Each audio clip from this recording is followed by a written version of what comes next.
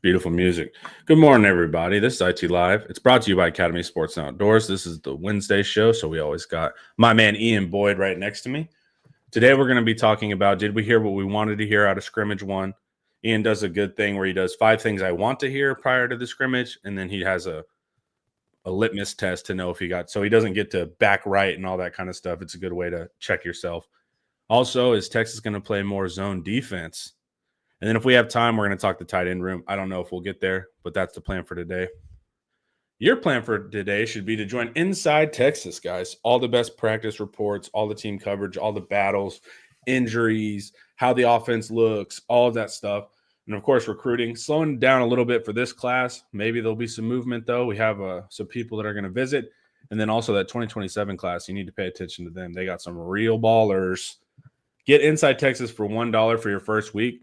As a bonus, your membership includes a complimentary year to The Athletic.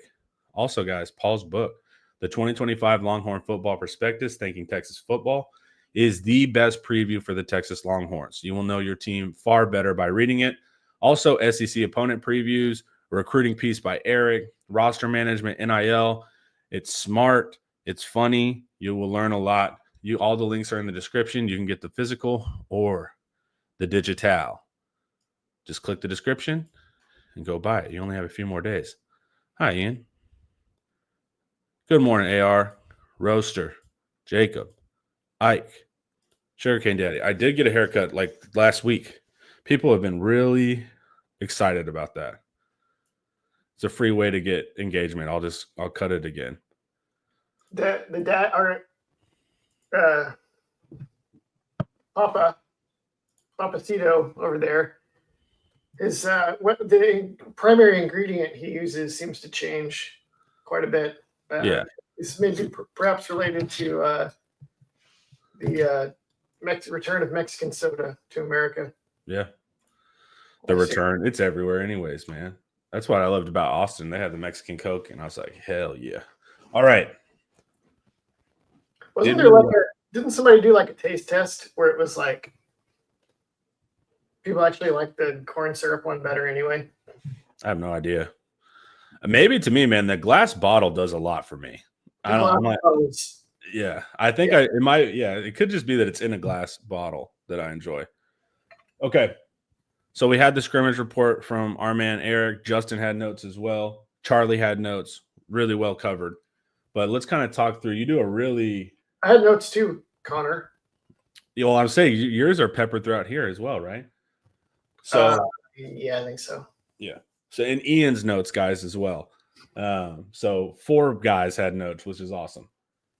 First, Ian does a really good breakdown of explaining the context of the scrimmage. Ian, would you go ahead and do that? Because it matters when talking about these little notes.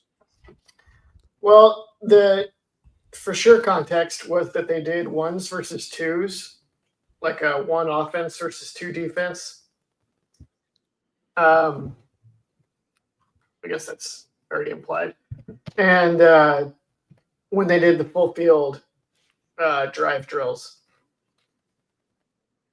So the offense had some issues, and they had some issues going against the 2 defense.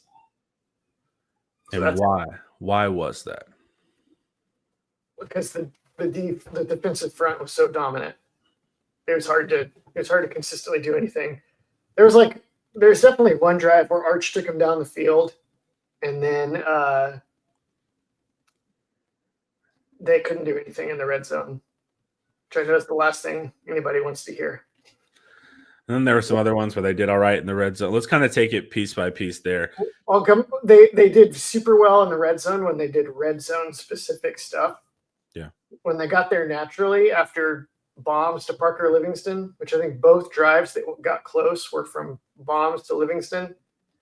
They could not punch it in. One time they just couldn't punch it in. Another time they incurred like 3 consecutive procedural penalties. That was game over. Like false starts, illegal shifts type stuff. Yeah. So that's part of the context. Another piece of the context was that I believe they actually spent, I don't know this for sure, but it seems like the offense spent most of their time in like 12 personnel. And But Ian, that's a very common personnel for Texas in the past. Why would that be different this year? Well, they don't have Gunnar Helm, Connor. They don't have JT Sanders. They have Jack Injuries, but he's not a run blocker. They have Spencer Shannon, who they think is actually becoming a decent run blocker. But there's no way that they're going to be good enough. Like last year, one of their strongest features, especially in the second half of games, was to get into 12 personnel with Juan Davis and Gunnar Helm and just run outside zone a few different ways. And like teams, other than the really good teams, everybody else really struggled to stop it. They couldn't stop it. And this defense can very easily stop it, especially with this tight end room, which are not like a lot of big imposing blockers. It's all young, inexperienced athletes, or Jack Injuries, who's an old, experienced athlete, but not like a punishing blocker. And not I wouldn't classify, Helm as a punishing blocker either. Is there some? Yeah, but he hit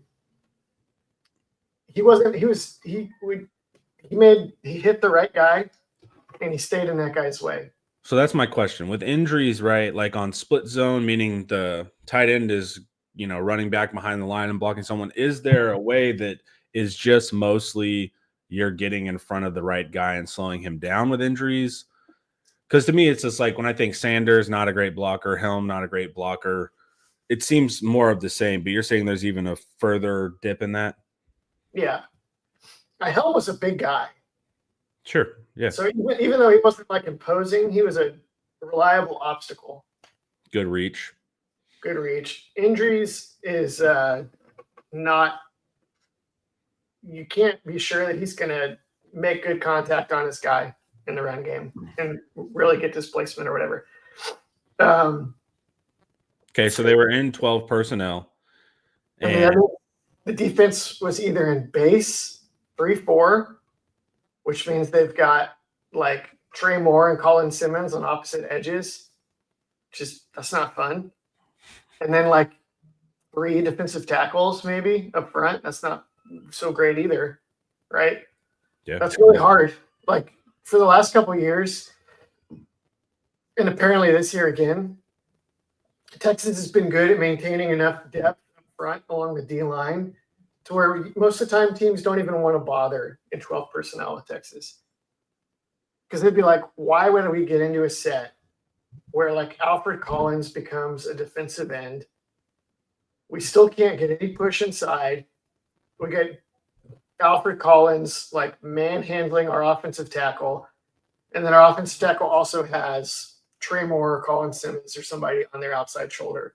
Like, this is a freaking mess. Like, let's not do this.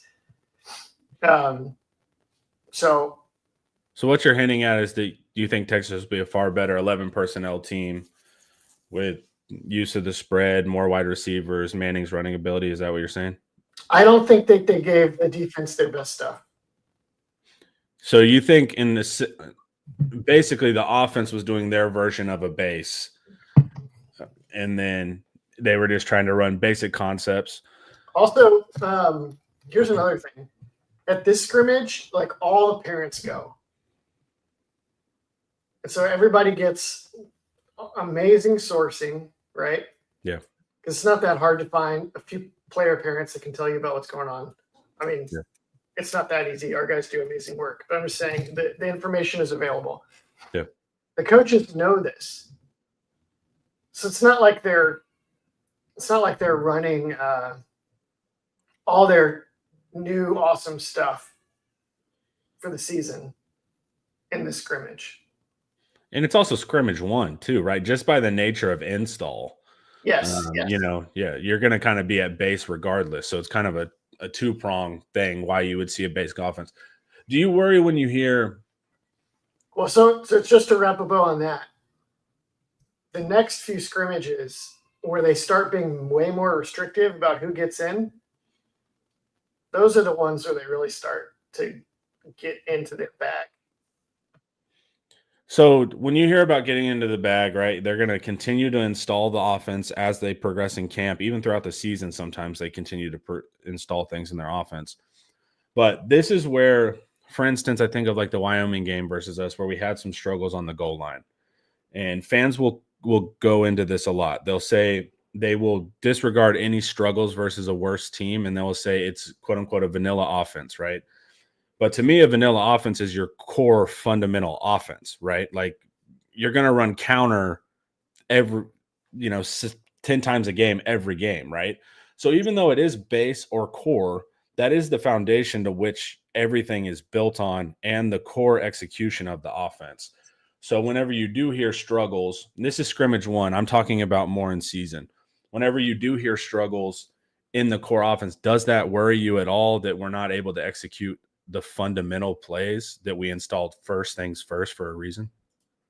Not necessarily, because like maybe you're not going to be that good just running counter into the defense from base personnel, but could you be good if you have formationed counter to target specific defenders at specific angles, And disguise it and put it in context of other plays before it. Yes, there's a huge difference between running 12 personnel counter as it appears in the playbook against a 3-4 over or whatever, and then running it from 11 personnel in a specific game context against an opponent where you're like, we're going to run it when we get on this hash mark, we're going to run it at this defender, we're going to get them into this set that we know that they like to use against this look, and then you know what I mean? We're going to motion the tight end from the slot to come get the block. Yeah, we're gonna use motion so that we run it at their crappy defensive end instead of their good one. Yeah. So the way they layer all that makes an enormous difference. It'd be cool if they could just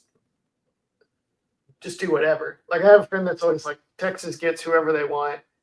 Anybody could coach this team. No, like they're doing a lot more than you'd think to try to. Sometimes I do, not with his point, but just the base point of like, sometimes I do wish Texas could run up, and this is also in context to our defense, but just run to the line and run counter.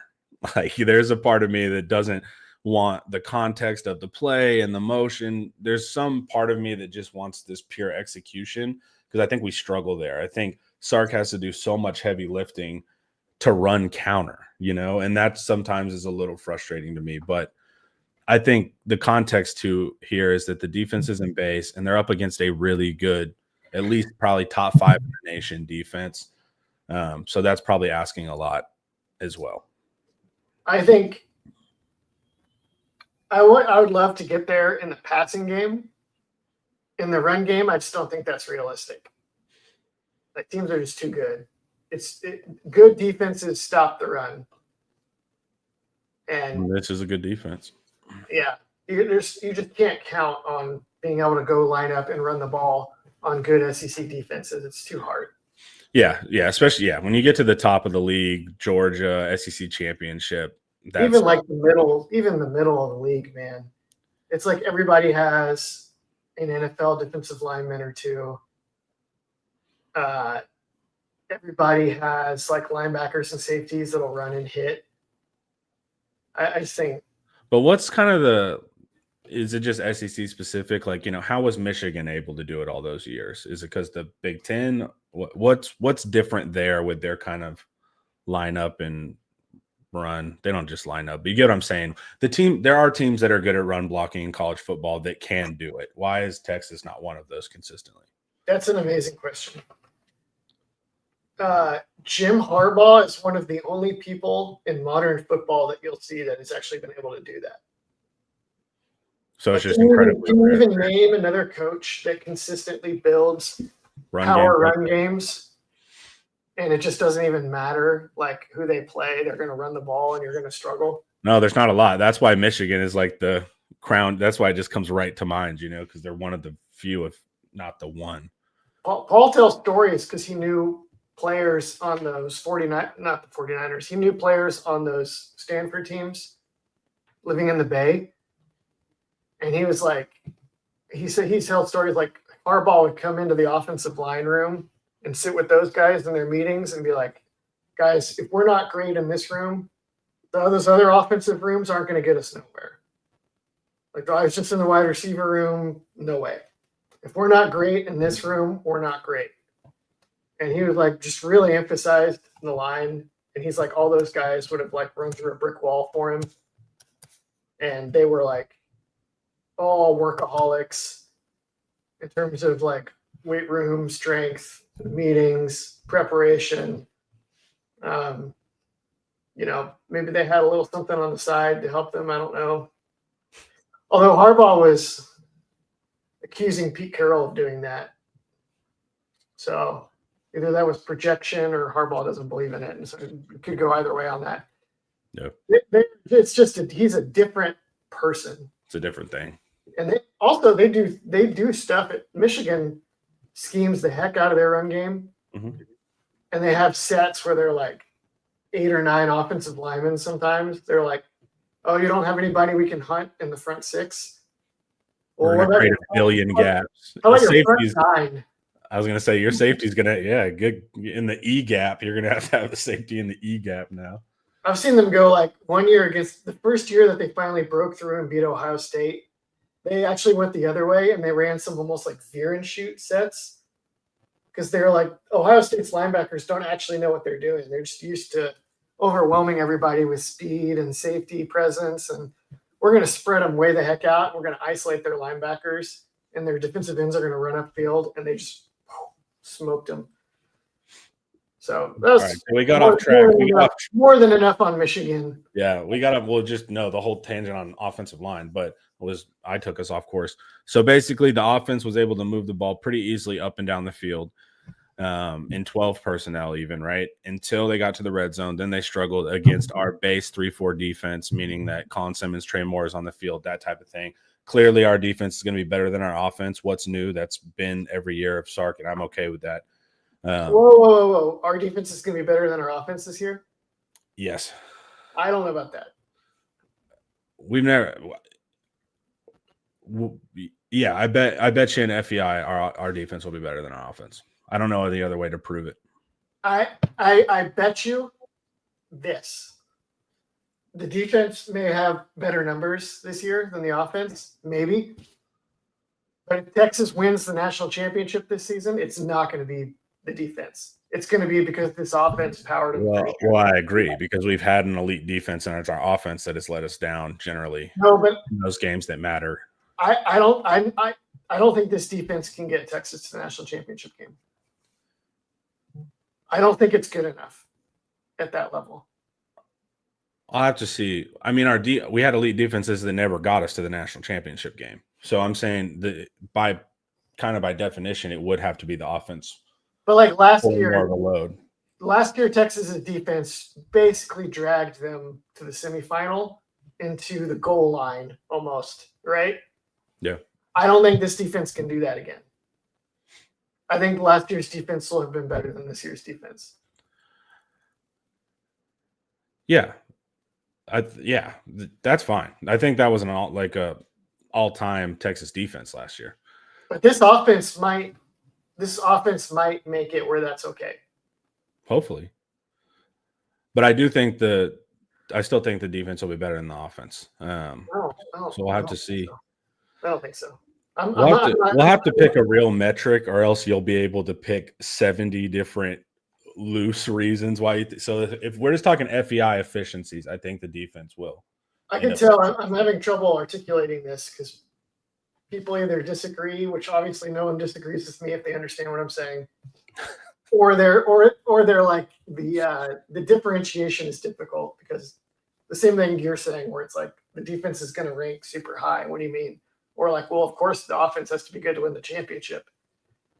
I need to find a more specific way to illustrate what I'm saying. Oh, here it is. I don't think this defense can stop the best offenses in college football. I think this defense could even get wrecked by the top offenses in college football. Yeah. But I think this offense may be able to take it to any defense in college football. That's what I mean. in the run game and everything in totality. Just putting points on the board. Arch Manning, the Arch Manning factor. Okay. I mean, I think the offense will improve for sure. So I'm not arguing that, but they're gonna be much better. Did you watch that Dolphins preseason game? Yeah, I agree with you there.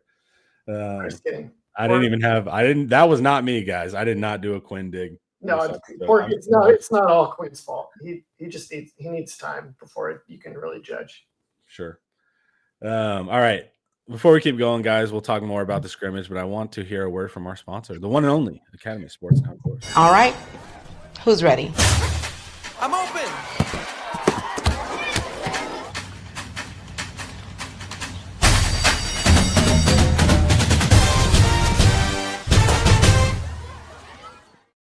School's all in session now. At least it is in DFW. Go to Academy, get hooked up. Okay. So we talked some more about 12 personnel, Spencer Shannon coming on, which was an interesting note, and I'm glad that he's doing that. He's more of the Y tight end inline blocking style. But is there anything more kind of that you wanted to delve into the 12 personnel side of things? You feel good?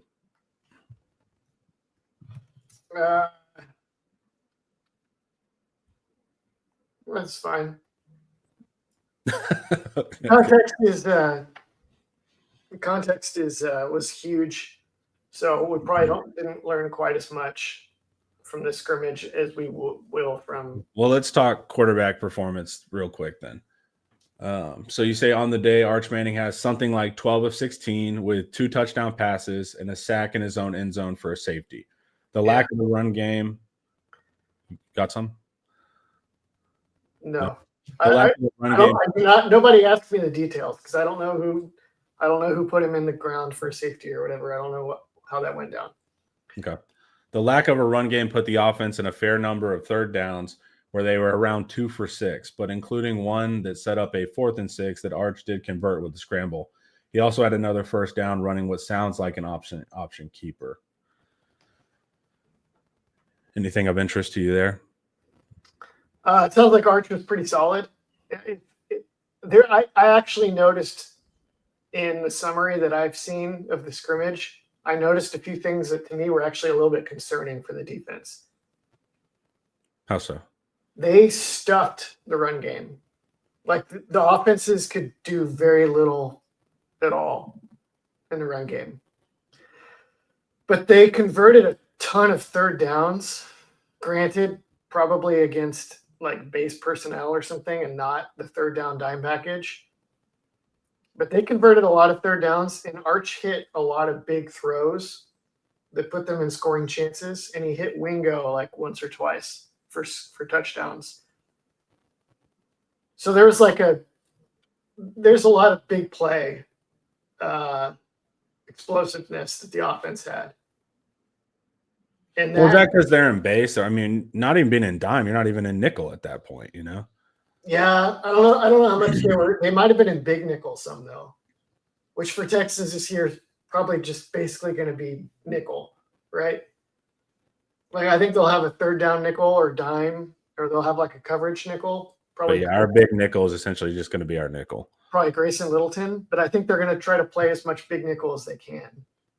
Yeah. And if that is exploitable on third down, you know, that's not great. Like the context of these things is everything. Like if the deck is stacked for the defense and the offense shows some explosiveness and it's like, and they're not even running like an intentional script, there's, you know, Yeah.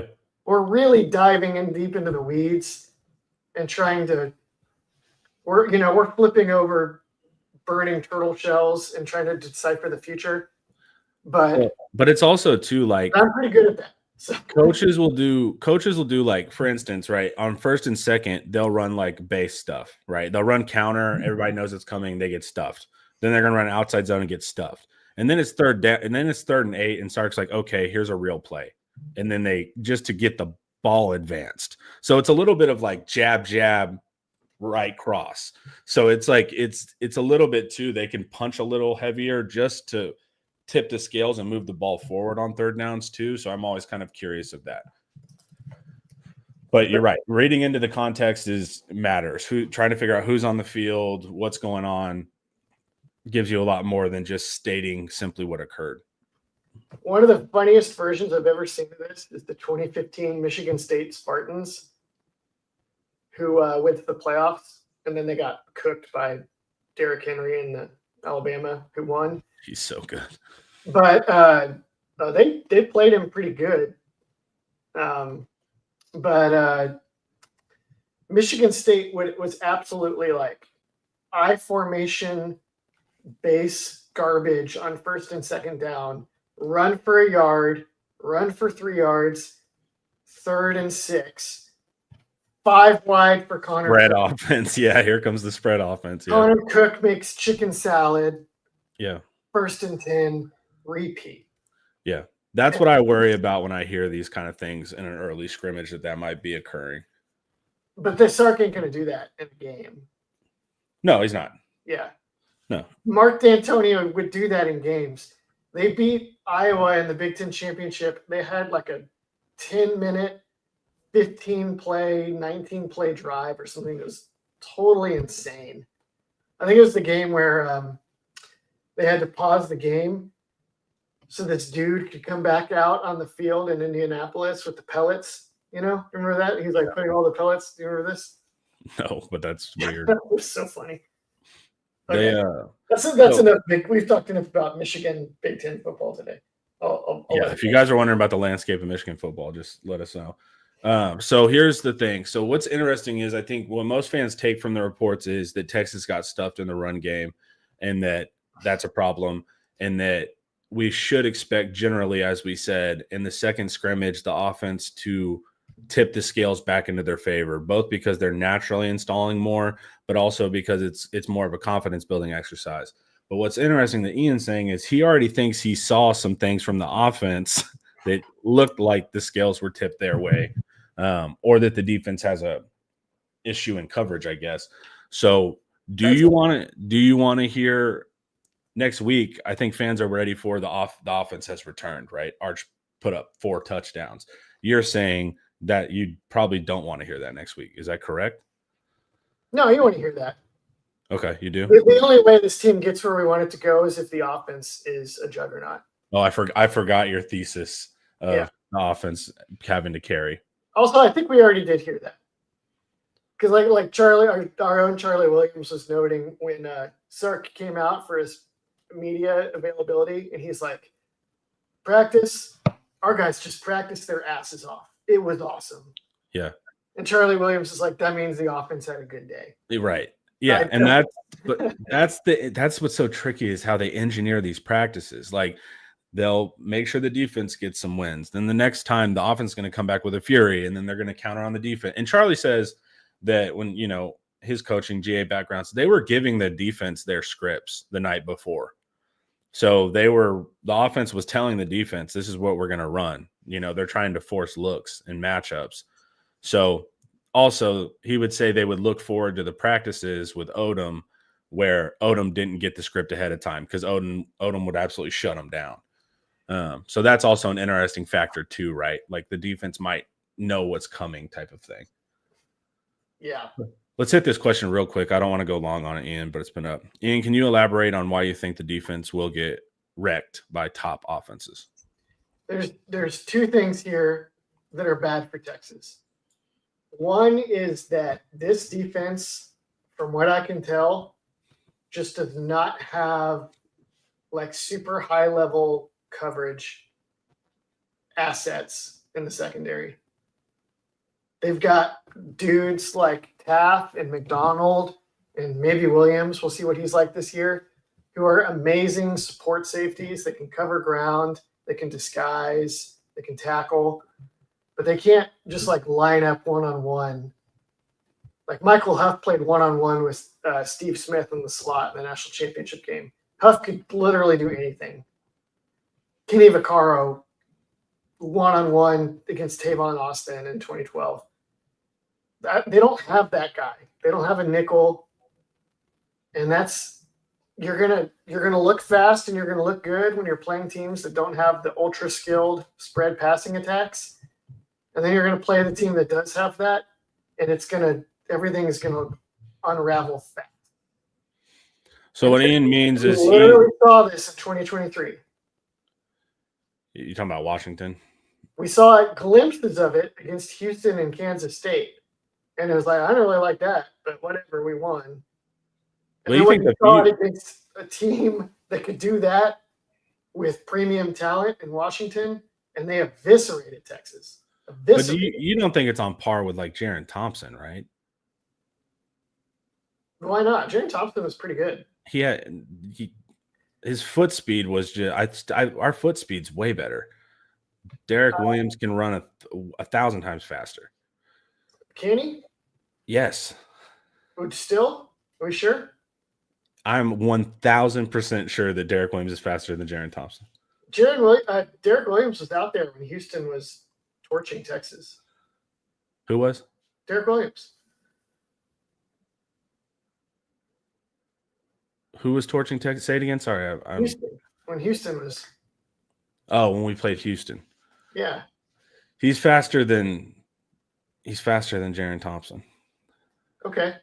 But I think that Jelani McDonald has better athleticism than we had then.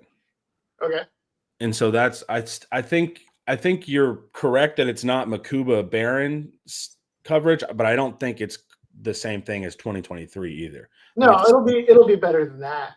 But how much better? I'm not sure that it's going to be so much better as people think. Like Jaron Thompson was an effective starter for Auburn last year. I like Jaron too, but it was in those kind of matchups where they were like, "Hey man, you can go to Auburn." I think it's somewhere in the middle of that. The problem was not that they had Jaron Thompson. The problem was that they only had Jaron Thompsons. Like you would see if Michael Taft is the same dude as Jaron Thompson. He's maybe a little more he's smarter still, that's a high bar because Jaron Thompson was a super smart, savvy player. Taft is like maybe a little more positionally sound and smart and disguised. But Michael Taft could get burned on a deep crosser if he gets stuck on that. He's not going to carry that either. The problem in 2023 was the corners had holes and the safeties. They would have like two of those guys in the field at all times. And Catalan was kind of like that too. That's why Taft replaced him. Yeah, I agree. I think last year's secondary was like one of the all-time secondaries. I love it. Like Barron and Makuba are two of my favorite players ever. So I'm not arguing that we're repeating that level of ability. And it's not just their athleticism. They were athletic and super smart players on top of that. So I'm never going to argue that we're just going to run it back like that. I just don't know if the fall off will be that precipitous as it was like in 2023. But I do we did a whole show. It doesn't have to be because it's one or two. You're right. It's one or two big plays. One or two big plays a game can really change the outcome of a game. And I do agree. Like, I don't love the safety body type at the nickel spot, especially if you're running single high stuff. Especially if you're having, and you'll talk about this, how Jelani's having to play underneath zones, like the game that you reference. That's an answer, right? We don't want to cover deep, so here's an answer. It's better to not have to go to any answers and just have the coverage. So I'm with you on that. I don't think the coverage will be as good. I just think you're more bearish, which is interesting, more bearish than I am on that one. This is a huge deal.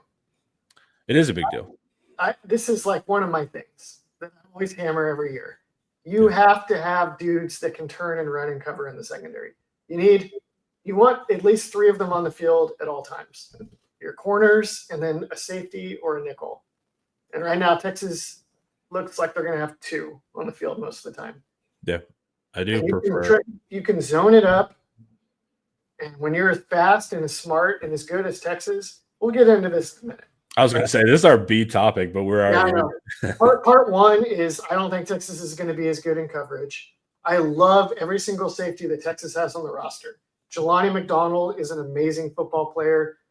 Derek Williams flashed some potential to be on a level that we have not seen that much at Texas. Michael Taft is an all-time favorite, terrific guy. But they're all the same sort of guy. And they're all going to maximize when they're playing with a nickel and maybe another safety next to them who are like inside corner types. If they all have to, they're all great when you set them up to be heady and to wreck things. And if they don't get to do that because they have to actually cover somebody one-on-one, then they don't get to do the things that have you all of you convinced that they're the best players. Okay, that's one thing. Here's the other problem. This year in college football, the number of dangerous-looking passing offenses and spread of pass attacks is kind of alarming. LSU is going to be pretty nasty in the passing game. Clemson. Nussmeier, Anderson, all these guys. Okay. Auburn, I know there's reports that Auburn looks sloppy. Auburn doesn't have it. Hugh Freeze is a mess. He's too busy golfing. Let's just wait and see. They got some freaking amazing receivers there. Hugh Freeze knows what he's doing in the spread. Jackson Arnold is rebuilding his confidence after Brent Venables threw him under the bus. Let's just wait and see on Auburn. Clemson, we've already seen it. Terrifying. Ohio State, still loaded with NFL receivers. Actually have an NFL receiving tight end now. If Julian Sayin is good, and he may not be ready in week 1, so Texas may get off light. But if and when Julian Sayin knows what to do, that is a terrifying passing game. And that is they have the potential to be a different level of terrifying this year at Ohio State than they have in the previous years. Because they've not had this like final piece at tight end that they have this year in Max Clare. Okay. Don't laugh. USC. Lincoln Riley didn't forget how to coach offense. He's got a dual threat quarterback again, Jaden Mayava. Their 2 receivers that they have that are their top 2 guys are like, people have no idea how good these guys are. Go watch them against Texas A&M. These 2 receivers were demolishing Texas A&M. Ike says we have that, Ian. Texas also fits into this category. Texas could have an unbelievable, terrifying spread passing offense. But that's my whole point. If they don't, they're going to run into these teams that they can't stop. And then they're going to get beat unless they can score a bunch of points. And last one. This is, I think, my national championship pick. Alabama Crimson Tide. Ryan Williams is back. Jeremy Bernard is back. A couple other young receivers coming up. Transfer receiver coming in. Washington tight end Cuevas is back. Kalen DeBoer with Ryan Grubb calling the shots. Alabama, I think, is one of the more complete, terrifying-looking teams in the country. And people are going to throw this in my face all year because Texas doesn't play these teams. They're going to get to like the SEC championship or they're going to get to the playoffs, hopefully. They're going to start playing one of these teams and then we're going to find out. Okay? And you guys just bookmark this. Oh, they're going to bookmark it, Ian. They're mad at you right now, dude. How dare you, dude? What do you think of these pass rush? What do you think, like Gaddis says, pass rush helping a secondary? You stop the first read with the secondary. You stop the second and third read with the pass rush. That'll be when Texas looks awesome in pass defense this year, that's going to be how it looks. It's where they get a good pattern recognition, they drop to the right spots, and then by the time the quarterback gets to the second read and the defenders have to try to find the new guys, then Colin Simmons is already you make them hold the ball. And so you have to be able to solve that first look. And I think our guys are athletic enough to take away generally a first look, even if it's through smart positioning. It's more about smart positioning than it is athleticism. Yeah. So it's like, I think you can move your chess pieces around, getting a feel for probably where they want to target on the field. And I think you could probably do that, some of that, schematically or position wise as well, opposed to just like one-on-one, coverage. All right. we went into the B topic a lot. Let's talk the rest of the scrimmage. So you said overall it was a bit of a feast or famine for the offensive performances, and they were quite a bit better on money downs and red zone snaps than anything else, where they could scarcely do anything at all. Makes you think the defense was probably forced to do without the third down dime package, as you said. So reading between the lines, I would hazard a guess the offense could be pretty effective when executing a more carefully dialed up call, but fairly feeble at trying to beat the defense in base concepts. So these were your 6 things. I thought it was 5. These were your 6 things you wanted. I added that one because okay, half the comments were just crap about how I didn't emphasize enough that Texas doesn't want anyone to get injured. Okay, because I was like, I swore it was the 5 things. So these were the 5 things that you wanted to see. No injuries. Not exactly. Close enough. Close enough. Winston going down with the shoulder thing. We don't know how much time he'll miss, but that's kind of a bummer. That honestly, it does not matter. Because they're already like reading between the lines. I think Sark is like, we have to find ways to get Townsend the ball on the field because he's just going to generate free offense for us. Yeah, he's freaky. They're not short of young, talented with the ball in their hand tight ends. So number 2, Wingo with a dominant performance. You thought that was a check, right? Sounds like that was at least pretty positive. And then back to coverage. Grayson Littleton showing starter potential. It was more McDonald and Taft, wasn't it? Yeah, I don't know if he got a lot of looks. I don't know if he even played at nickel in the scrimmage.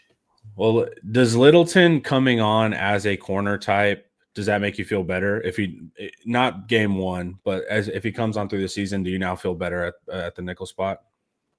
Yeah, but I mean, is he going to be a championship caliber? If they have to play him 70 snaps to beat Ohio State in the playoffs or Clemson in the playoffs, can he get good enough as a freshman to do that? But it is more of a corner body type, which solves a little bit of that being worried about taking guys downfield. You just need a freshman to be amazing at a extremely difficult, complicated position, which, yeah, if that happens, then that would be great. But is that going to happen? Probably not. Number 4, O-line keeping Manning clean. This seems like it was not amazing. Due to the safety. Yeah, and the penalties. So decent. We'll see. Need to hear a little more there. 11 personnel, a dominant offensive feature. We didn't see that because it was more 12 personnel. It's almost a base offense that we gave. But we do expect 11 personnel to be a bigger factor. Yeah. We think. Just because it matches. You can spread guys out of the box. You're giving Arch Manning better ability to run. You're giving him more weapons outside. He's better with that kind of throwing stuff. So 11 personnel potentially going to be the best part of the offense, which I'm excited to hear about more. And then you wanted to see nasty defensive packages. For scrimmage 1, I don't think you're going to see that generally. And so you got base 3-4. Yeah, or big nickel. Yeah. Although actually we did see, I think we are seeing that Texas's big base personnel looks are pretty imposing. Yeah. And just the athletes, man, on the field in a 3-4 is pretty crazy. Like the size speed combination is pretty uncomfortable for offenses. Yeah. Or if they play with like McDonald down there, we've already seen you can't teams that want to like get clever with 12 personnel. It'd be like, are we a spread team or not? You don't know. Our tight end can move around. That dog won't hunt with McDonald down there. Yeah. It's not a great setup unless you have, who's that dude that Brock Bowers? If you have him, then great. Yeah. I think that's generally he'll be okay. Always going to be workout. Everyone else, I don't know if that's really going to do much good for him. McDonald we- is around the box. We have a little bit of Johnny McDonald Taft stuff coming up next. But first, let's hear a word from David McClellan. I'm just going to say, guys, you probably need a fiduciary financial advisor. And I've got the guy for you. His name is David McClellan with Forum Financial. He works broadly and deeply with his clients as a financial life coach. And he should know something about coaching because he won several national championships as a swimmer for the University of Texas. He specializes in financial planning and has contributed numerous articles to Kiplinger on the topic of retirement tax bombs. So contact David today to be your fiduciary financial planner and schedule a 1-hour consultation to assess your financial situations. The free consultation is available, so just give him a call. The number is 312-933-8823. That's 312-933-8823. His email is also in the description below. All right, so what we think will happen with Jelani McDonald in the slot, or maybe Taft, Ian went and looked at some games where we had this set up and if it worked well and how they did it. Go ahead. One game in particular. Arizona State. And so we're going to be able to look at what that might look like, what this year might look like on defense, and what McDonald was able to do from that spot. Anything from this block of text that you want to hit? Any other content? I do want to hit. Everybody keeps throwing at me that Michael Taft is an All-American. Guys, the people that vote on that stuff know less about football than I do. I mean, that's generally true. Yeah. Michael Taft is an amazing player when he's in a particular kind of role, which is great. It's not a knock on Michael Taft. I love Michael Taft. He's not an All-American. If you put him at defensive tackle, he's not an All-American, right? I don't know, dude. He's tough. The difference between boundary safety and nickel isn't that extreme, but it's different. It's not the same thing. The things that made him an All-American in 2024 will not be true if he's playing in a different position in wildly different supporting cast in 2025. It's what the defense asks you to do, right? If Michael Taft is asked to join into the box, make hits, support underneath coverage, that kind of stuff, he's really going to shine. Ian's saying if you put him at corner, making him run fades against guys, then you're in a trickier spot. Yes. Okay. All right. And he could play defensive tackle, so you're tripping. All right. Jelani McDonald is very comfortable playing in the apex positions around the perimeter of the box. Let's see. All right. Where we got Jelani here? He's in space just below the top hash, just above the Chick-fil-A sign. That's him. Okay. Let's see what we're doing here. They motion him into the box. It's a common trick. It's like, let's motion and see if we can make the nickel a primary run stopper. Okay, great. That worked out really good for you. Just knives through there, makes that tackle. Very comfortable. There's a lot of safeties have the speed to do that. Some have the tackling to do that. But you also need the comfort with being around all those big bodies and still playing aggressively. He's great. He's very comfortable there. It makes a big difference.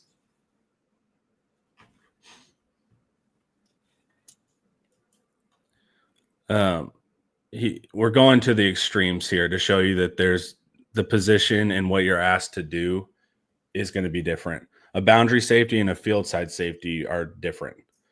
So we're just saying if Taft is matched up one-on-one in a receiving against a receiver, it won't look as good as if Taft is able to play the box or over the top help, that kind of stuff. So we're going to the extremes to say, defensive tackle to show you that the positions on the field make a little bit of a difference. There's nuance here. I have another example. Tennessee had this really smart, great tackling white safety last year who had a bunch of picks. But if you watch him against Georgia figured out all these ways to attack him and isolate him in coverage one-on-one. And that was like their game plan, and they were cooking. So it's like, yeah, if he does these safety type things, he looks awesome. If you force him to do something else, he may not look so great. And I think we'll be good because it looks like McDonald will be the nickel and Taff will get to stay in that boundary. So I think you'll see more of what you saw. You're going to run out of cheats real fast if you play like an Alabama or somebody. Yeah. All right. McDonald, same thing. Apex tier. Good recognition. A little bit of block destruction. They even arc someone out trying to think about him. He played that. He is in a difficult spot. It's unbalanced. So he's not in outside leverage on that receiver because that receiver is ineligible to actually run a route. So McDonald is cheating inside, which is smart. But then that means he's almost like caught. Because if he needs to force that ball back inside, he's now caught inside of the inside receiver. Well, they're trying to crack block him down here anyways, and he totally solves it. He solves it, and he gets the stop on the perimeter. He's like making he's quick thinking. He's physical at the point of attack. He can get into the box. All the big nickel kind of stuff. He's excellent at this stuff. They actually, rewatching this game, they were way too conservative against the screens and how they played Anthony Hill. And they should have just left McDonald on a little more of an island at times to handle that stuff. And they would have been even better. But they actually... I think they had to learn that, though, right? They got burned a couple times on inside runs where Anthony Hill wasn't there. And it was like, y'all should have told Anthony Hill to focus more on the box and Scattaboo and just let McDonald handle this perimeter stuff. I don't have any examples because that wasn't the point of the article, but the recognition's good. The block destruction is good. The angle's good. He's just athletic, man. Like just how he looks on the field, man. The length and the speed combo is pretty wild. He's powerful. Yeah, he is. If he were, the ideal position for him is Michael Taft's position. Because he could do a lot of this stuff a lot. Yeah, the boundary safety spot. Yeah. All right, so he's playing an underneath zone technique that asks him to cover ground laterally, but not necessarily turn and run with the receiver down the field. Instead, the cornerback would play deeper, handle the deep third zone, and the post safety would go to the middle third or cover the post. So McDonald is playing routes outside in now and maintaining leverages as the final player on the outside as the force. He has to turn and run with a wheel route, but otherwise verticals get handed off to deeper players. So that's a solve, right? Why can't you just continue to play that style? Why can't you solve for that? Just in summary, they played Jelani in zone the whole game. And they kept either a safety over the top or they would bail the corner out behind him. And so it didn't matter that he was staying underneath with his eyes in the backfield because he was protected. Why can't you do that every week? Because teams will flood your zones and attack you in the passing game and overwhelm your underneath guys. That's why. Yeah, the literal concept. Or they'll spread you out to where your deep guys get overstressed because they're having to carry too much water for the guys in front of them, and then you get beat over the top. Yeah. So that there's, God forbid, they could play. I think they're going to be good at this. I think they're going to be able to take away the first read against a lot of teams doing this zone stuff. And then Simmons and Burke and everybody will stuff the pass by just getting the quarterback off his spot or in the ground. But there's going to be teams that know how to dial up shots where the first read is open, even against like smart zone coverage and smart guys like Taff. DeBoer can dial stuff up if they play him. LSU can dial stuff up. It's all post-season threats.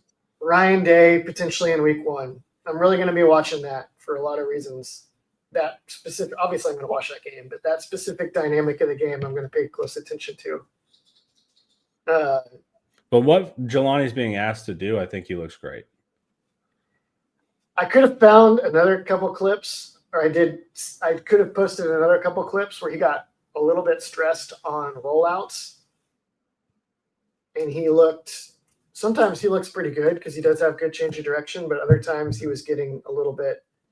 Like what, he was staying back, or he wanted to try to chase the quarterback? He was having to try to find. No, he was fairly sound, but he was having to try to find his guy, and he wasn't always able to match the right route. But that's a big rep thing. Like that's a time in school thing. Is he getting those reps though? I think so. Hopefully. And if teams know that this is what you're doing and they just dial up those specific plays that are hardest to beat in that coverage, how does that look? Well, do you think you could also remember, like against Ohio State, we played a lot of too high, but it was a lot of disguise. Like, how we said, like Jeremiah Smith was basically covered with a safety the whole time. That's just not true watching all 22. There's plenty of times where Barron and Jeremiah Smith are just hanging out and it's a run play, right? And it's man on man. Is the effective mixing throughout to where they're never calling the right play at the right time. Like technically, if they got the matchup one-on-one, they could win, but that it's not the coverage that they called for. Can the disguise help make it to where it's like Battleship? They're not going to hit the boat at the right time. Do they ever play a coverage where McDonald is in man coverage on the slot?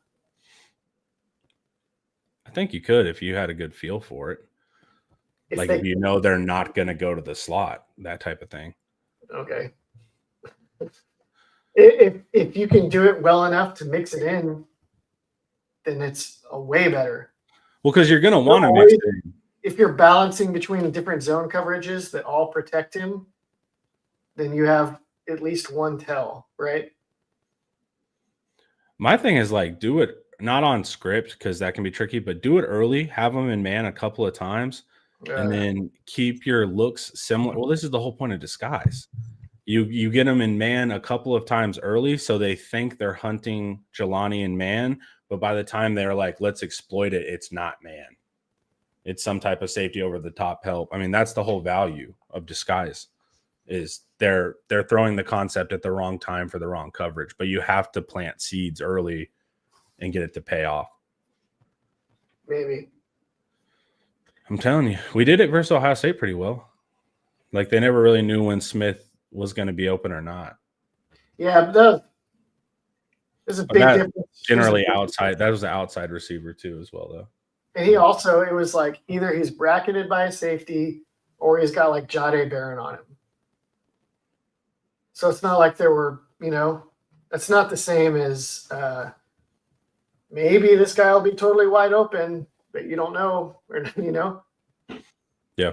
Not to say that McDonald will be that bad, but there's probably a reason why he hasn't. Well, I mean, I know you're talking about like the top of the offenses, man, but like for the season, Jelani, there was talk that he could play corner.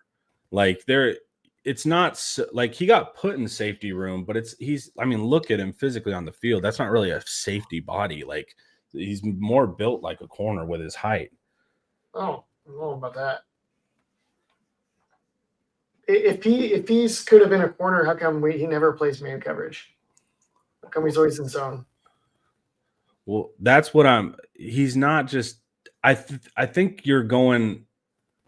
The concept of he can basically never be in man, to me, I don't think is correct. I think at times he could. We'll see. So that'll be the trick.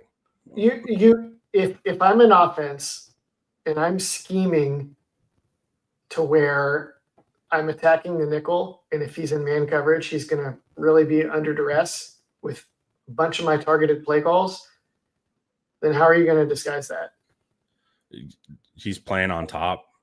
He's not going to run in the hip pocket of the player. He's going to stay on top of him. So if he catches, he's going to minimize damage. Same reason why corners will back off of an outside receiver. Just give away easy stuff underneath. Yeah, that's the name of the game. I mean, in quarters, that there's called the no cover zone where you literally don't cover until they catch the ball and do that. It's better than the alternative of not staying on top and then they hit you for 40. I mean, it's common. It's not ideal. Yeah, it's not ideal, but it's like we're holding this to the standard of like everyone's a lockdown and nothing can happen. Like, you know what I'm saying? Like, the standard here is so crazy high that it's hard. My standard here is national championship. I'm talking, what is it going to take for this team to win the national championship? And so, yes, the team could have these flaws and be 10-2 or 11-1 maybe, and awesome and do really well. But I don't know if you can win the national championship like this. But what about the collective value of the rest of the defense? I mean, you have your front seven. This is the most important thing. Can you avoid checkmate in the secondary is the most important thing.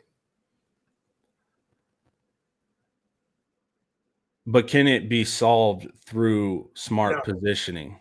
Everyone has to be able to play man no matter what. Not everyone, but maybe more than two guys, right? In the spread concept, you want more than two guys who can play man. Yeah. Y'all are talking like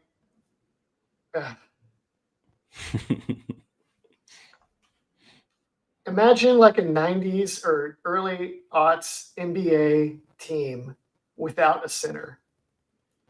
And it's like, well, our other players are really good. Okay, but what happens when you play Shaq in the Lakers? You're saying it's a cornerstone piece. And right? you're like, okay, well, Shaq and the Lakers. Well, if you want to win the championship, you got to beat Shaq. That's what these like high-level spread passing attacks are like. It's like Shaq. If you don't have an answer for Shaq, then it's, what are we doing? It's like, sure, it's going to work almost all the time. Maybe it'll work decently in the playoffs. Works till it doesn't. It works until it doesn't. And you're going to get Shaq, and then it's like, well, we ran into Shaq, which is fine. It's not like the end of the world. But so what are we extrapolating from this? So more zone in 2025? Yeah. Probably yes. And this, by the way, this is probably going to work super freaking well most of the time. Like overwhelmingly effective against a lot of teams. Ian, I get what you're saying. What happens when the rush doesn't get home? Do we have a Barron or Makuba to erase things? There's that. But Charlie, there's also, what if teams spread us out effectively enough to where there's not even a chance for the pass rush to get home? So think like Klubnik torching Malik Muhammad over and over again in the fourth quarter. Well, think Arch when they sent the all-out blitz with Stone Blanton off the edge and Arch threw the fade to the slot. Like that. That's what you're talking about. And for sure. You can, if teams are good enough in the spread stuff, then you can get to a point where you can't even get them past the first read. I mean, you can get a free rusher and still, if the quarterback times it, they can get it out. So, but 100%, yeah, Barron and Makuba would erase stuff all the time. But not only do they not have that, they may actually have a little bit of that, because I do think Williams and maybe to some extent McDonald and Taft can actually do that a little bit because they're so smart and they are rangy. But just the deal where you just get guys isolated in obvious spots and the quarterback immediately knows what he's doing. Then it's like Simmons does not matter. Yeah. That's going to be the trick. But you've been saying it for years. Your experience at secondary, the secondary is always your main litmus test for going all the way. Yeah. When these things looked good, I was more bullish on Texas than everybody else. And I don't think they have as much sure things this year. So I'm more bearish on Texas than everybody else. So now I'm like the negative Nancy.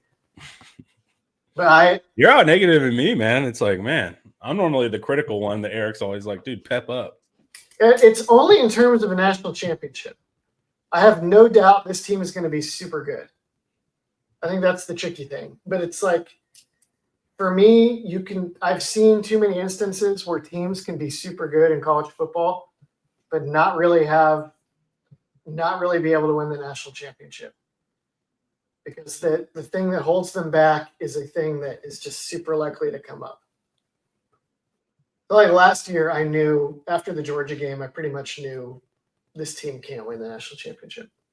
Well, I knew that. Yeah, that was a pretty obvious one. It wasn't. I mean, it wasn't that obvious to. Didn't seem like it was obvious to everybody. Yeah. Well, mine was more just like, yeah, what if our protections get attacked like that, and Quinn's inability there. Sorry, I had to do my Quinn dig, but it was kind of jarring, like the meme. But yeah, I get it, man. I don't think the coverage is going to be good as last year. Like I said, Makuba and Barron were just really special to me. Having a corner body type in the nickel matters to me, like what Gilbo did. If you're playing a lot of too high, then I feel better about a safety body, like the Gary Patterson stuff, kind of safety body down at nickel. When you're playing one high, I get a little bit more nervous. So I'm not saying that there's no issues here. I think there are some things I need to be teased out, but all right, Sugarcane Daddy. Ian has to do something embarrassing if Texas wins the Natty. Think fantasy football punishment. Ideas in the chat. Yeah, chat's mad at you today. Chat, come up with some of your hold on. Texas, if Texas wins the national championship because Arch Manning guides Texas to some blowout to some. So here's the thing, man. Shootout wins where Texas beats LSU in the semifinal 41-38, and then they beat Alabama in the national championship 48-45. Then I'm not eating any crow because that's exactly what I've been saying. Yeah, you are on. Yeah, you did say you like the offense. Do you think that's a factor that Arch could be so effective deep and explosive that it, say you have a 20% defensive coverage depreciation, but you have a 30% offensive production deep. Do those end up balancing out to you in any way? Yeah, like I said, if you can win shootouts, then you're great. Cool. Any final things on the zone stuff? You think there will be more underneath zones, that kind of stuff for Jelani? I think we've a couple more of these. If Texas wins the national championship, not by shootout, with the defense clamping down spread passing attacks in the playoffs, absolutely come up with a punishment. That's great. What if you're just so dominant in the run, like Texas, right? Where our early downs are so dominant that teams are constantly in 3rd and 8. So now you're at 15% likelihood of completion. What if Texas does it that way to where they pass all right, but they're always so behind the sticks, the odds are just against them anyways? Well, the teams I'm worried about would throw on first down. So that's a big factor too. Sark had this thing where he would run on 1st and 2nd and we'd get stuck. But it's that regard too that I think, what if, the run game is so shut down, like we know as Texas fans, that even the passing game doesn't really get to take hold. And if they're passing on first down, they're generally passing short, right? So are you worried about, if they're going slants on 1st and 5, how do you feel about it if we do have a bunch of underneath guys at that point, like you're saying? That should help us a little bit too. So what do you think if we're able to kind of stop the underneath stuff, occasionally get hit deep, like whoever? What do you think there? If teams need to attack deep on 1st and 10, there are guys that will do it. DeBoer will do it. DeBoer is looming large in your mind, and he looms large in mine too. He should. He's he's way more afraid of DeBoer. What he did to Sark twice, This Bobby Petronic question says that I'd love to get to that came just before Sugarcane Daddy's super chat. Okay, let me see. All about the draw? Yeah, Bobby asked, isn't it all about the draw? Wouldn't team whose aces against all comers in the spread possibly struggle with a more power-based attack? Well, not really last year. Last year, Texas was pretty good against anything, right? That was probably 2023 was even better against a power-based attack than 2024. But the 2024 Longhorns were still good against a power run game, and then way better against the pass. Also, if you're going to be great at one thing and you need to win in the playoffs, you'd rather be great against the pass than the power run game. The pass is more dangerous. The pass will Well, beat just you. mathematically, right? We know teams average, a good team would average like 6 yards per carry, right? That's a good team. In the pass game, they can average like 12 yards per pass. So it's just the pass can just be double the amount of yards than even a good run game. So just in how fast it takes you to get down the field, the pass is more dangerous. That's why you're seeing in the NFL, everybody's going too high, right? Like everyone is now turning to ways to stop the pass first, even though traditional football was always stop the run. It's also easier to scheme the run in the postseason. It's easier to sometimes stopping the run comes down to a little bit of sacrifice of want to. And you just get a different level of focus and concentration and self-sacrifice from your defenders in a playoff game against the run than you do in week 9 or week 4, you know? They know what it takes. They understand. They're in the groove, and they're like, I'm going to hate myself forever if I don't plug that A gap. You know, it's a totally different ball game. But there's also something to like, you know, knowing what combination's coming. So it's like, say you do shut them down on first and second down. Now they're in 3rd and 8. Like being in obvious passing downs also helps the defense, right? So say you're not locked down necessarily across the board, but you do know it's a pass, and you do know from your film study they run these 6 concepts. And then we also know that when they're in this formation, so they really only run these 3 concepts. So there's also like this constant narrowing down. If you're good in early downs, good in underneath pass coverage, and good in stopping the run, you still advantage the defense a lot. It says by doing that. So there's also advantages to knowing what's likely to come that could help. It's not just pure double post, corner and safety are manned up type thing. If you're facing DeBoer, it could be. DeBoer, man. The Kirby Smart of the offense looms large. Sark will do that too.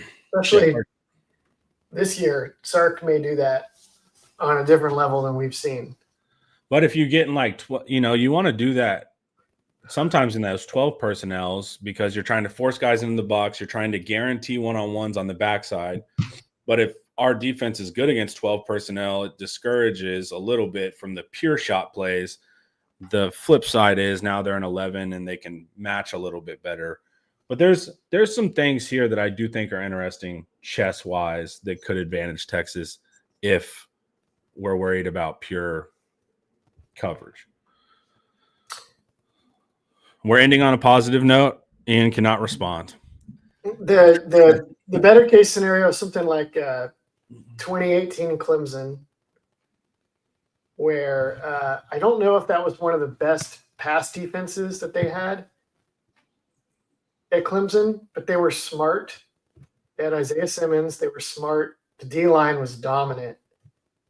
And they would get into all sorts of different too high blitzes and disguises. And so it was kind of hard to hunt them out.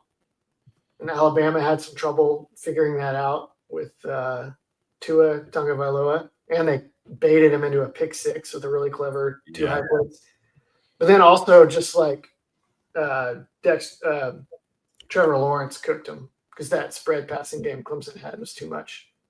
Yeah. That's what it looks like if Texas wins this year.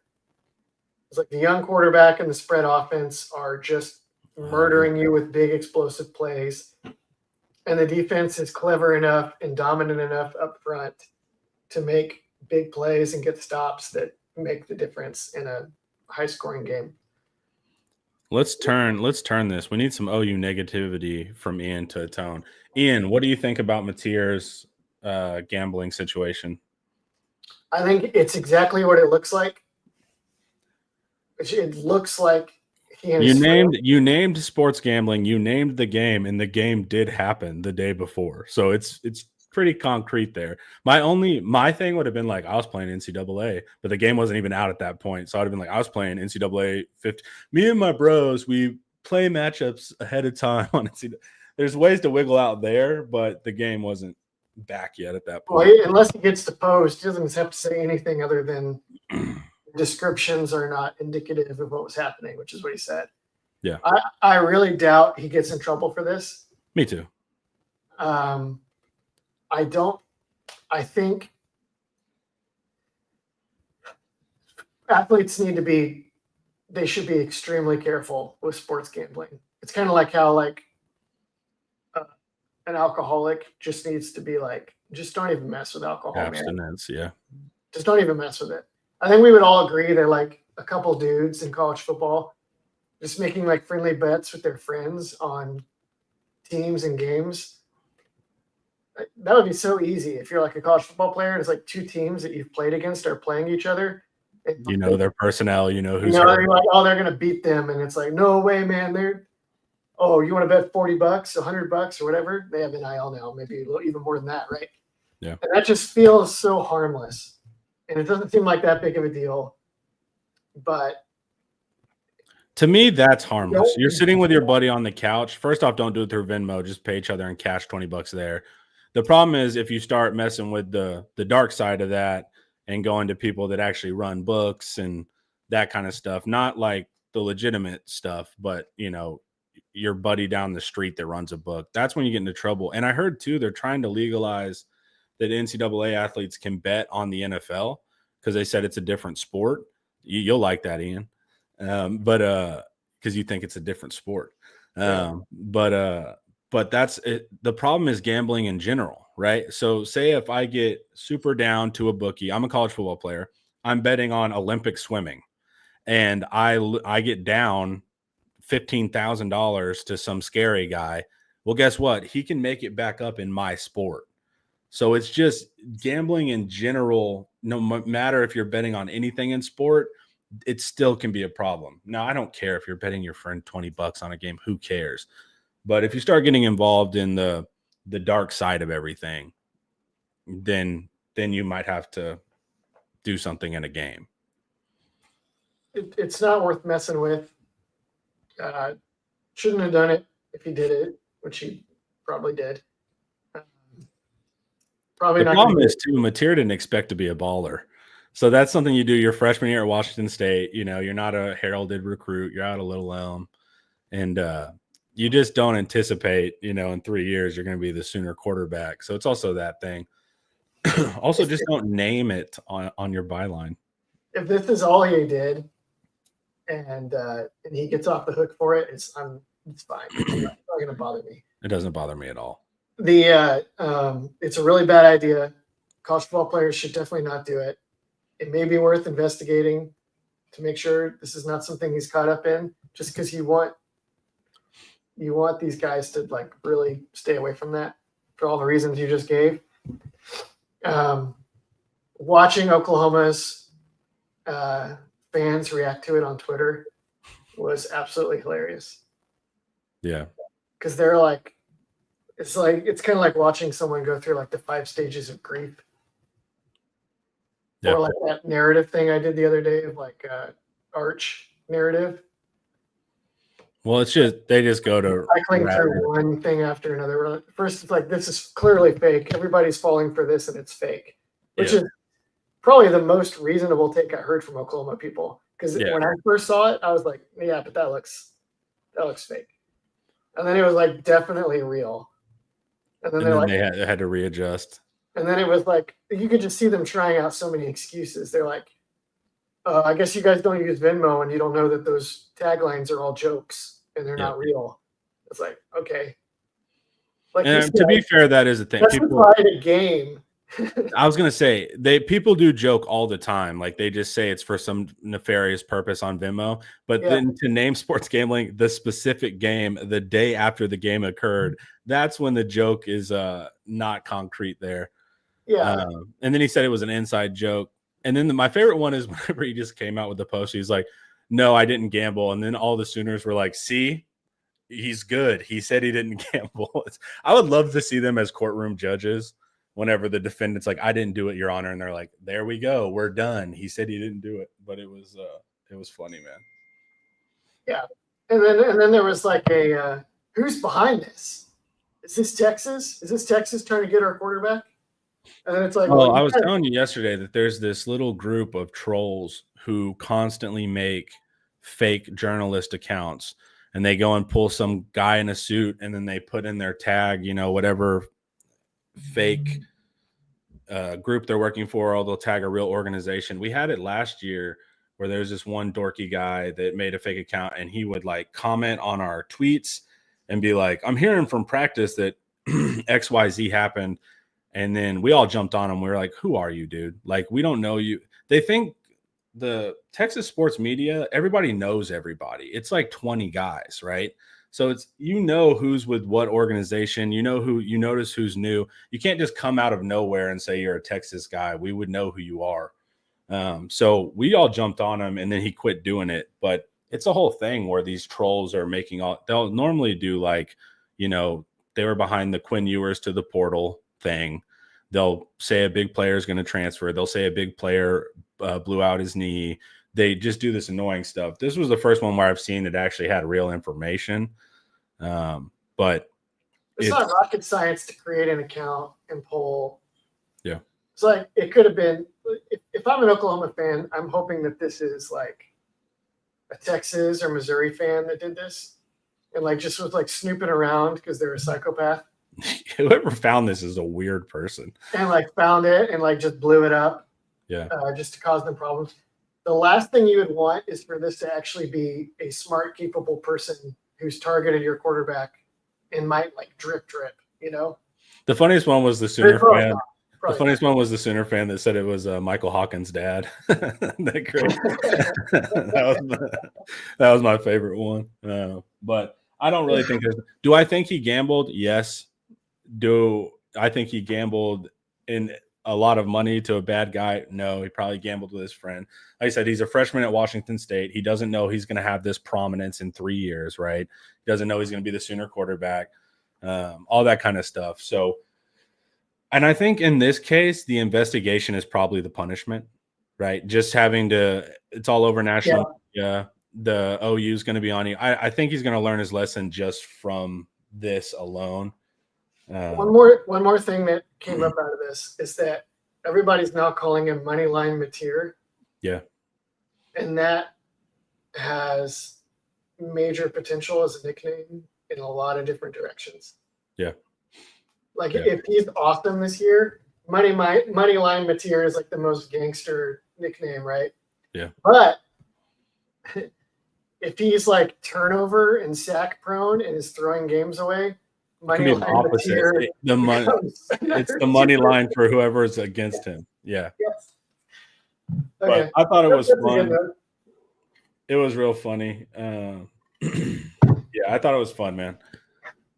Don't gamble if you're in sports. It can just put you in a bad spot. Probably don't gamble at all. I don't think it's a super positive activity unless you're Paul and you win, I guess. But not a lot of Pauls out here nowadays. Everybody thinks they're a Paul. Yeah. I'm not a Paul. I know that. I would do $1 sized ones just for fun, and it would mostly be in game because it would just engage me more. And I lost all the time. I did the classic dumb guy. Like I'd be like, win up here, and then I'd be like, this is worth $5, and then bet it all and then lose.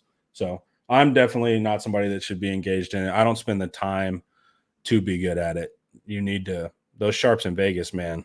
They have a lot of tricks and a lot of information that we aren't even privy to sometimes. But yeah, I've seen that before.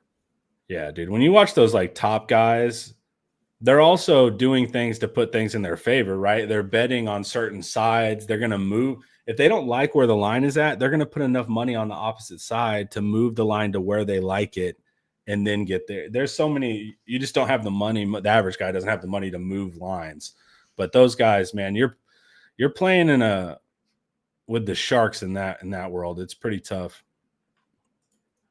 All right. Yeah, the best example ever of this is that I learned from picking against the spread just for columns. I never bet that if Vegas sees something super differently than I do, there's something I'm missing. Yeah. And so there was like a Baylor line against like a weaker TCU team. I can't remember who I think it was TCU. and Baylor, or West Virginia maybe, and Baylor was like barely favored in the year with Matt Rule, where they were just like whipping teams. And I was like, this is so dumb. Baylor's going to kill this team. And then I turn it on and I watch Charlie Brewer, and he drops back on a deeper throw that he had just been ripping Oklahoma State with like a week or two earlier, and throws a total duck. And I'm like, oh, Charlie Brewer is beat up so bad, and he can barely throw the football. This game might be close. Maybe that's why Vegas. Yeah. And there's another one like that in 2011 where Texas was favored by like 9 against Colin Klein in Kansas State. And I was like, this is insane. If I'd had any money in 2011, I would have wanted to bet all of it on Texas, on Kansas State to cover and to beat Texas outright. And they did, but it turned out that Colin Klein didn't practice all week because he was so beat up. Yeah. So those are the things that really catch you. Yeah. Yeah. Not 2011. It must have been 2010. It must have been 2010. Yeah. When I had even less money. If you have money, tip of the day. Yeah, you said it. Treat it like an entertainment thing, right? You're just spending the money to have fun and be engaged. Do not use it as a retirement plan. All right, chat. Get David McClellan for that. Yeah. If you actually want to manage your money responsibly. All right. Thank you, chat. That was fun. I'm sorry Ian did that to you guys. I hope you forgive him.